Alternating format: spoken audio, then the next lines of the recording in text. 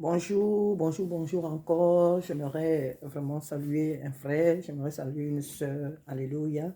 Et sur cette courte vidéo, j'aimerais apporter une petite clarification. Dans ces temps, nous voyons sur les réseaux sociaux, un tel homme de Dieu est faux, un tel homme de Dieu est faux.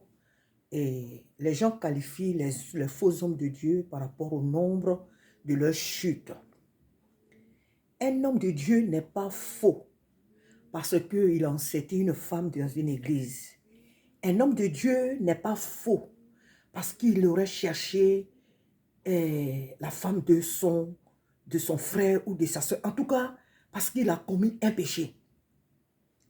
Parce qu'il a commis un péché. Cela ne fait pas de lui un faux homme de Dieu.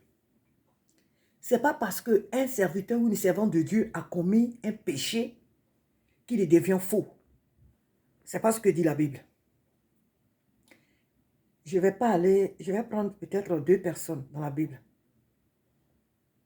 Notre père Abraham, Dieu lui a fait une promesse. Dieu ne lui a jamais dit. Parce que c'est lui qui parlait avec Dieu, Abraham. C'est lui qui parlait avec Dieu. C'est à lui que Dieu parlait. Dieu n'a jamais dit à Abraham que quitte la maison de ton père et va avec ta femme Sarah. Plus tard, je vais te donner un enfant avec une étrangère. Dieu ne lui a jamais dit ça. Dieu ne lui a jamais dit ça. Mais cependant, il a écouté la voix de sa femme Sarah, et qui lui a dit de prendre sa servante. Il a accepté cela et il a eu enfant avec Agar. C'était une désobéissance. C'était une chute. Si c'était à notre temps d'aujourd'hui, cet homme allait être lapidé par tous les réseaux sociaux. Cela ne faisait pas de lui un faux homme de Dieu. Cela ne faisait pas de lui un faux prophète. Il avait tout simplement chuté. Je vais sauter pour venir plus loin. David, aussi notre père David, comme je peux l'appeler, David a tué Uri pour prendre sa femme Bathsheba.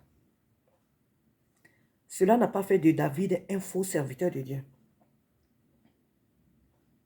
Cela n'a pas fait de lui un faux serviteur de Dieu. Dieu dit de David qu'il est l'homme selon son cœur. Et nous avons vu comment David a terminé sa course. Notre grand frère Pierre, on va dire comme ça, Pierre a renié Jésus 3 fois alors qu'il était son disciple. Pierre a renié Jésus 3 fois. Pierre a voulu empêcher Jésus d'entrer à Jérusalem. Il pensait qu'il était le garde-corps de Jésus. Il ne savait pas que lui, là, c'est Jésus qui le gardait. Lui, il croyait qu'il était assez fort pour protéger Jésus. Il dit, tu ne vas pas à Jérusalem parce que si tu vas là-bas, avec tout ce que tu fais là, les gens vont te tuer. Qu'est-ce que Jésus a dit de Pierre? Arrière-toi de moi, Satan. Ce n'était pas Pierre qui était Satan, mais c'était l'esprit qui animait Pierre qui était Satan, qui était démoniaque. Le nombre de chutes d'un serviteur de Dieu ne fait pas de lui un faux.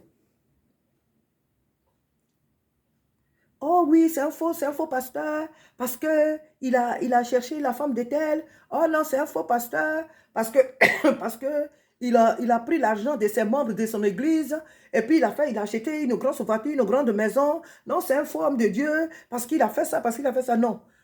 La fausseté d'un homme de Dieu ou d'une servante de Dieu ne réside pas dans le nombre de ses fautes ou ni de ses chutes.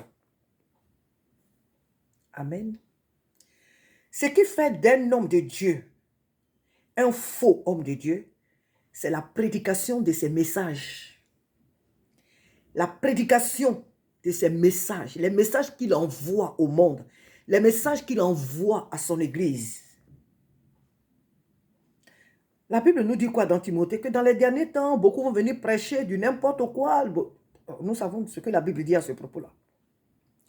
Ce qui fait d'un homme ou d'une femme leader des âmes du Seigneur, ce qui fait d'eux des faux ou des fausses, c'est la mauvaise interprétation de la parole de Dieu dans laquelle ils insistent.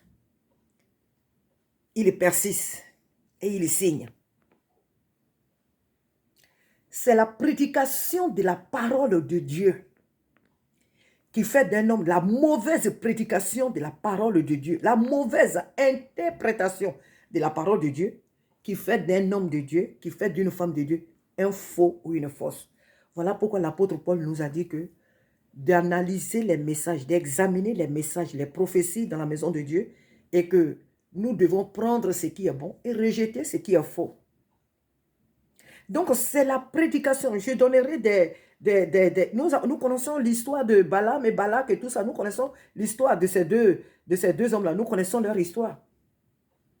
Nous connaissons l'histoire de Néhémie lorsqu'il est venu pour rebâtir les murailles de Jérusalem, et le rôle de Sanballat et ses alliés Tobija, les Arabes et tout cela, c'est qu'ils ont envoyé comme faux message ce que le roi n'avait pas dit, ce que Néhémie même n'avait pas fait, mais des faux messages qu'ils ont écrits dans le but d'empêcher l'avancement, d'empêcher l'accomplissement, la réalisation des travaux.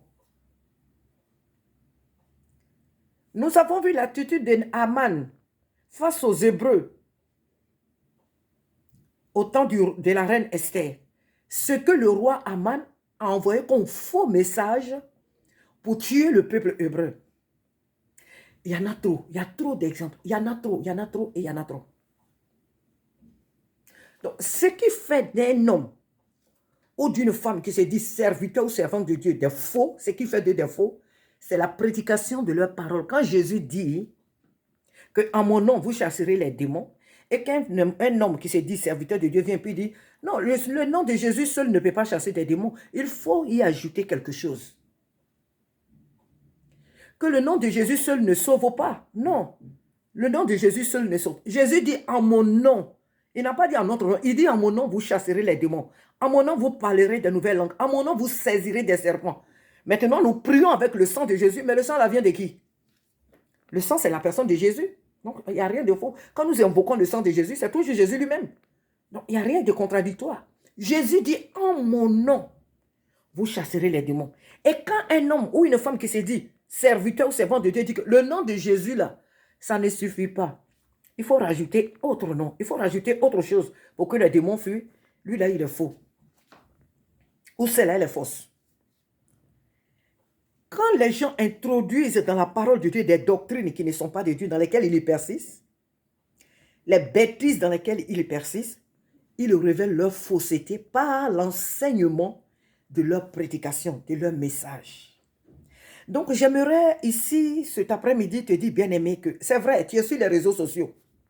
Tu dénonces ce que font les hommes de Dieu, tu dénonces ce que font les servants de Dieu, tu dénonces, tu dénonces, tu dénonces. La Bible dit de dénoncer ce qui est mauvais. C'est bien. Mais il faut que tu comprennes que ce qui fait de l'homme de Dieu un faux ou une servante de Dieu une fausse, c'est la mauvaise prédication de la parole de Dieu. La fausseté que la personne prêche. Ce n'est pas parce que la servante de Dieu l'a chuté, le serviteur de Dieu a enceinte une femme. Tous les hommes de Dieu à travers la Bible ont fait des fautes, ont chuté. La majorité des hommes de Dieu dans la Bible sont tombés par la grâce de Dieu. Certains se sont relevés. Ils se sont relevés et Dieu les a bénis et ils ont quitté le monde dans la victoire. Donc, ce n'est pas le nombre de chutes d'un homme de Dieu. Je ne dis pas que c'est encourageant, mais parce que servir Dieu, ce n'est pas aussi facile. On a vu l'homme de Dieu, Jimmy Swaggart, qui a eu des relations avec une prostituée. Et après, son ministère n'a plus jamais été le même. Mais cet homme-là, il est toujours dans son église, il sert Dieu. Aujourd'hui, il a beaucoup vieilli, mais il continue de servir Dieu. La grâce que Dieu a mise sur sa vie ne l'a pas quitté. Il continue toujours de servir. Il est maintenant fatigué, c'est normal. Mais il continue de servir Dieu jusqu'à ce que le Seigneur le prenne. Amen. Donc, le nombre des chutes d'un homme de Dieu ne fait pas de lui un faux homme de Dieu. Je le répète. Le nombre des chutes d'un leader, d'un serviteur de Dieu, le nombre de ses erreurs dans son comportement vis-à-vis de la parole de Dieu ne fait pas de lui un faux.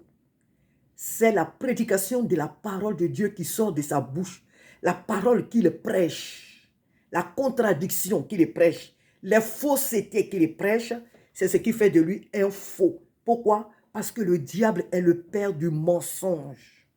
Alors celui ou celle qui ment étant la chair est faux ou fausse.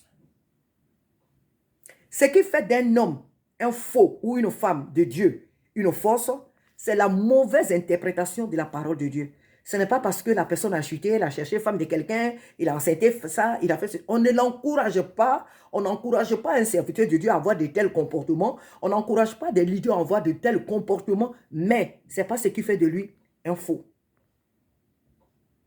Ce n'est pas ce qui fait de lui ou d'elle un faux. Parce que celui qui est tombé peut un jour se relever.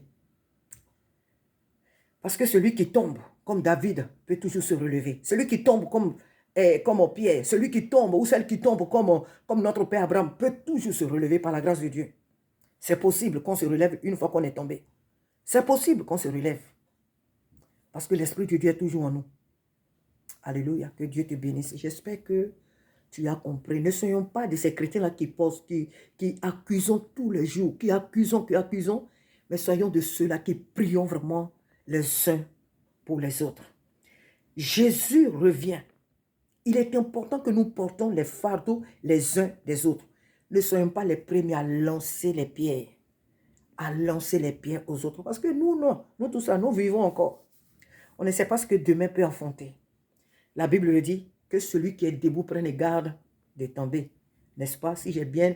Mais je sais que le verset, tu le comprends. Que celui qui est debout, que celui ou celle qui se croit être debout, prenne garde à ne point tomber. Veillons les uns sur les autres, même si on ne se fréquente pas, même si on ne se connaît pas de près, mais à travers les réseaux sociaux, et même si ce n'est pas à travers les réseaux sociaux, intercédons les uns pour les autres. Prions pour les hommes de Dieu, prions pour les leaders, prions pour les frères, pour les sœurs, prions les uns pour les autres. Et ne soyons pas toujours pressés à venir sur les réseaux sociaux pour raconter des bêtises. Ce n'est pas parce qu'un homme de Dieu a commis une faute, ce n'est pas parce qu'une servante de Dieu a chuté dans un péché quelconque que ça fait de lui un faux ou une fausse servante de Dieu. Non, non, non. Ceux qui sont réellement appelés de Dieu sont aussi réellement combattus. Que Dieu te bénisse. J'espère que tu as compris. Que le Seigneur te bénisse et à bientôt.